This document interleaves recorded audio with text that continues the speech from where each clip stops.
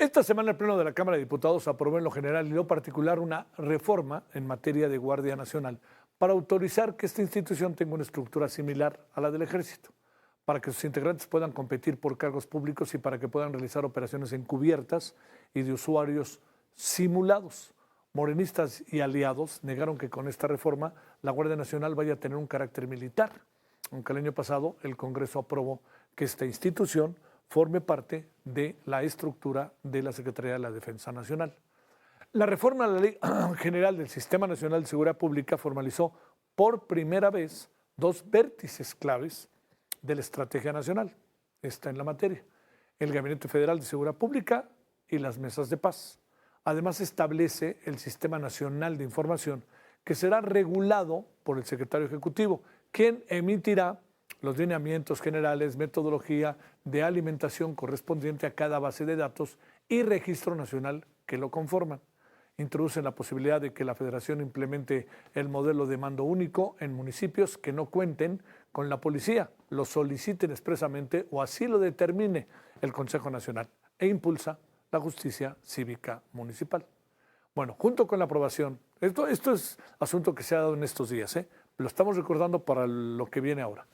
La aprobación de la Ley del Sistema Nacional de Seguridad Pública se eliminó ahí la plataforma digital de usuarios de telefonía móvil, lo que significa la no implementación de un registro o padrón gubernamental que busque recopilar información detallada e incluso datos biométricos de todos los usuarios de líneas telefónicas celulares en México. Esto, además, no significa que no haya requisitos para identificar a los usuarios de líneas celulares, sino que se ha descartado la creación de un padrón masivo y con datos sensibles gestionados por el gobierno, pues las empresas de telecomunicaciones sí estarán obligadas a solicitar la CURP o RFC para la activación de nuevas líneas. Si usted quiere internet, si usted quiere teléfono, cuando usted vaya a comprarlo tiene que presentar su CURP o su identificación del RFC.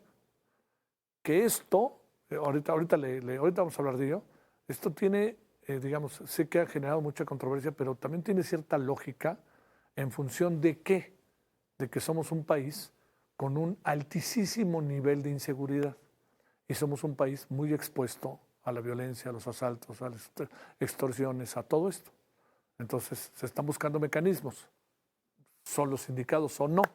Porque aquí también, en manos del gobierno, esta información, un día un adversario político no les cae bien y échate la maquinaria para allá. No, es que hay leyes que lo impiden. No, aquí ya inventamos toda una serie de cosas y nos vamos sobre el personaje. De acuerdo con información del Departamento de Justicia de Estados Unidos, un hacker, fíjese, información de justicia de los Estados Unidos, un hacker al servicio del cártel de Sinaloa, ¿sabe qué hizo?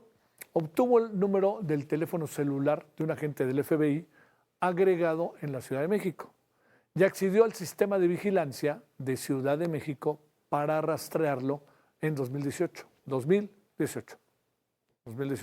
Ahí estábamos en la parte final del gobierno de Miguel Ángel Mancera en la Ciudad de México y estaba entrando la doctora Claudia Sheinbaum. La organización criminal utilizó esta información para intimidar y en algunos casos eliminar a posibles fuentes o testigos que colaboraban con la agencia federal. Oiga, es un asunto delicado, ¿no? Porque esto no fue solamente en 2018, 2019, 2020. Esto se suma a las declaraciones del agente especial de la DEA y jefe de la División de Los Ángeles, Matthew Allen, quien aseguró que miembros del cártel Jalisco Nueva Generación estaban monitoreando a agentes de la DEA y testigos. ¿Sabe cuándo? Durante el juicio de Rubén Oseguera González, alias El Menchito, hijo del líder del cártel Nemesio Oseguera El Mencho. A ver, hablemos de esto y hablemos de si nos espían, si no nos espían, todo junto. Pero primero hablemos de esto que es la decisión que ya tomó el Senado y la Cámara de Diputados respecto al sistema de seguridad.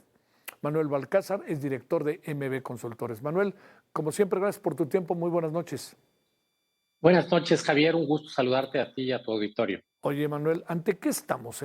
A ver, digamos, porque entiendo que son como varios elementos, ¿no?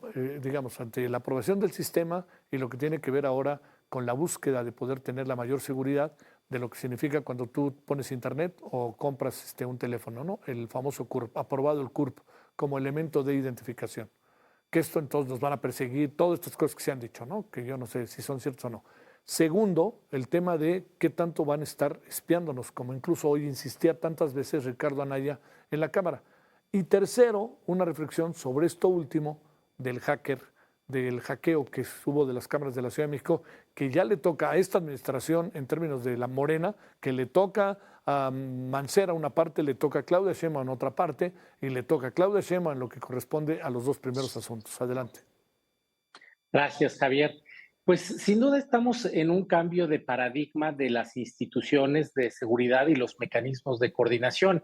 La reforma al Sistema Nacional de Seguridad Pública creo que establece varios hitos que no se habían atendido antes. Uno de ellos es justamente el mando único en municipios que no cuenten con las capacidades o en los momentos en los que se defina por el Secretariado Ejecutivo del Sistema Nacional o eventualmente estatal de Seguridad Pública, que se tiene que dar esta función, que en la ley se lee bien, sin embargo en la práctica puede ser muy complicado. Y puede ser complicado por otro tema que aborda la misma reforma que se está aprobando, que es el presupuesto de seguridad pública. Y de hecho están condicionando los fondos a los avances que se tengan en materia de seguridad pública, por un lado, y el otro punto es el engarce que se estaría dando entre la Guardia Nacional como un ente responsable de tareas de seguridad pública, pero dentro de una estructura militar que históricamente en México ha atendido asuntos de seguridad nacional y de seguridad interior, es decir, dos escalones arriba. Entonces, va a ser todo un desafío para el diseño institucional tanto dentro de la Guardia Nacional como con los 32 estados que tienen en su gran mayoría cuerpos de policía civiles, entrenados por civiles, reclutados por civiles, formados por civiles, y vamos a tener el tema de Guardia Nacional que tiene ya este componente militar y que en su momento también se creó incluso el Estado Mayor Conjunto dentro de la Secretaría de la Defensa Nacional para articular este esfuerzo. Entonces, el engarce entre la parte militar y policial, pues me parece sentará un precedente muy importante en las relaciones cívico-militares y en cómo pues los dos instrumentos de la política pública de seguridad, que son el Secretariado Ejecutivo del Sistema Nacional de Seguridad Pública y la Secretaría de Seguridad y Protección Ciudadana, pueden orientar la política, coordinarse con la Guardia Nacional e integrar a los 32 estados. Es un desafío pues que se lee complicado y esperemos pueda funcionar en el marco de esta emergencia nacional o crisis que lleva ya varios años afectando pues la calidad y las condiciones de seguridad que tenemos en México. Entonces, digo, al final es algo que se había discutido en distintos momentos sobre si una policía única, sobre si algo que controlara a las demás. Me parece que eso está pasando ahora con este nuevo Sistema Nacional de Seguridad Pública, coordinado por la Guardia Nacional con los 32 estados, que no están ahorita hablando de un solo cuerpo de policía o de 32 cuerpos, Sí. pero sí tendrán la facultad pues, de ir normando la política de seguridad. Y aquí hay un desafío importante, porque hay varios estados del país y municipios que tienen sus propios usos y costumbres, incluso en materia de policía, y tendremos que ver una flexibilidad en las políticas de Guardia Nacional, que seguramente se las dará el secretariado, en el engarce con los estados. Entonces, en esa parte me parece que puede ser prometedora la reforma, pero implica muchísimo trabajo de los mandos medios, no de los secretarios o de los subsecretarios, sino de los mandos medios, es decir, las direcciones generales y principalmente los inspectores. Son en el nivel de las policías estatales, el rango de inspector es el que va a tener mucho trabajo para poder coordinar, y si los gobernadores no están al pendiente de sus policías con sus titulares de seguridad pública y de los secretariados ejecutivos estatales de seguridad, creo que puede pues no ser tan exitosa como se está planeando. Ese sería mi mayor temor. Y si no vemos en los próximos 6 meses una supervisión muy puntual, creo que va a ser tarde porque vamos contra reloj, por una parte. A ver, El otro, sí, a sí, ver, el escucho. tema de esto, del tema del CURP y el tema de si nos van a estar espiando, como ha argumentado la oposición. Claro, ese es el otro punto. O sea, ya tienes el cuerpo de la operación, por un lado, respaldado con la ley del Sistema Nacional de Seguridad Pública, y en este mismo cuerpo normativo tienes instrumentos de control y seguimiento, como es tener que dar la CURP para poder tener Internet, y se puede escuchar como invasivo a la privacidad, lo cual podría en cierta medida concederse, pero esto nos lleva al dilema de seguridad contra privacidad. Claro. Mayor privacidad, menor seguridad, es como se viene articulando la relación. Ahora, por antecedentes existentes en la Administración Pública Federal Mexicana, donde incluso las bases de datos del Instituto Nacional Electoral estaban a disposición de cualquier persona que pudiera comprarlas en el mercado negro, hay este temor también de qué uso se les va a dar. Y como bien decías, estamos en una crisis de seguridad, y en esa crisis de seguridad, si no se cuida la información, si no se protegen los datos personales de los usuarios, puede terminar en un escenario mucho más complicado del que se está pretendiendo solucionar. Entonces, este punto es muy controversial. Tendría que haber quizá mecanismos de seguimiento y control. Creo que la autoridad pues busca una medida de alto valor, pero tiene muchos riesgos. Principalmente creo que el mayor riesgo es la fuga de la información que se pueda dar, los hackeos, que además han sido un tema frecuente en México. Se ha hackeado a Pemex, se ha hackeado a Banxico, en su momento también a la Sedena, y otras áreas, otras empresas privadas también han sido víctimas de estos hackeos. Entonces, eso me parece que tendría que ser lo más importante, y no vemos en la reforma estos mecanismos de protección, estas sanciones que pudieran aplicar en caso de que los responsables de custodiar esta información fallaran en su encomienda. Eso creo que es muy preocupante, pero podría quizás solventarse en la legislación secundaria, en la ley reglamentaria. Y ojalá sea así, porque sí se requiere certeza y control. Ahora, esto nos lleva a la idea del espionaje. Claro. Y en este ambiente hay una idea donde se dice, puedes espiar a pocos todo el tiempo, o a todos poco tiempo, pero no puedes espiar a todos todo el tiempo, lo cual es real. Estar espiando personas requiere equipos de seguimiento sofisticados. A mí, déjame decirte que me ha tocado ver casos en algunos gobiernos estatales donde tienen los equipos de intervención de telecomunicaciones, pero no tienen los operadores. Entonces los equipos están guardados porque no hay quien los opere. Entonces también se necesita personal especializado para operarlos. Y en ese punto creo que no se cuentan con todos los especialistas que se necesitarían para poder espiar a todos. Entonces esto pues como que reduce el universo de espionaje. No nos van a espiar a todos.